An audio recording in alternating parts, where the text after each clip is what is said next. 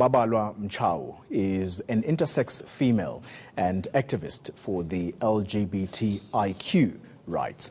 But she says even within the LGBTIQ community, the I is almost invisible. She says many people still need to educate themselves as they ask insensitive questions about her sexual orientation. ENCA reporters Kona Chona sat down with Mchau.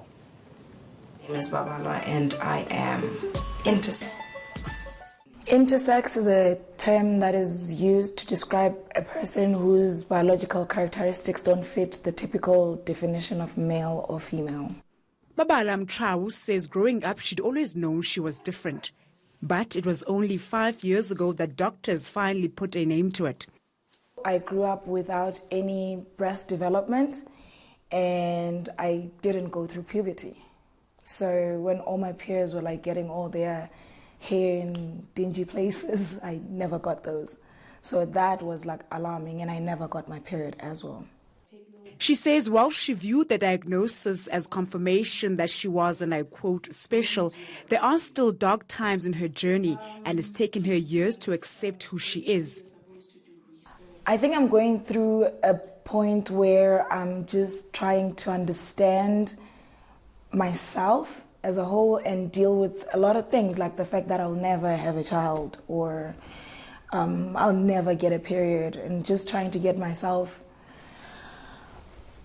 to sort of like accept that fully, because it's easy to sit here and say, listen, I understand, I've lived with knowing all of this stuff for like, say, 5 years or so, but it's not so easy to deal with when I'm sitting alone. She actually has a Beyonce schedule. No, I don't. Because it was. Mchau says a lot of people don't understand what being intersex means. Oh my word. The worst that I've had is people going on my Instagram DMs and asking what is in my pants. She says dating has been challenging because she always has to explain, but she has found love. I've had to watch my words because I'm always complaining, oh my God, my period pain. And she's just looking at me, envious of that pain even. And I'm like, I kind of do get, so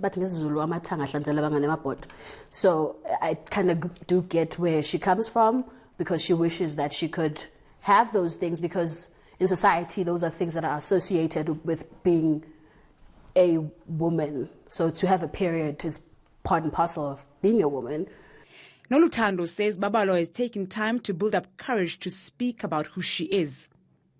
When I met her, she hadn't even come out to a lot of her friends and people that are close to her and some family members.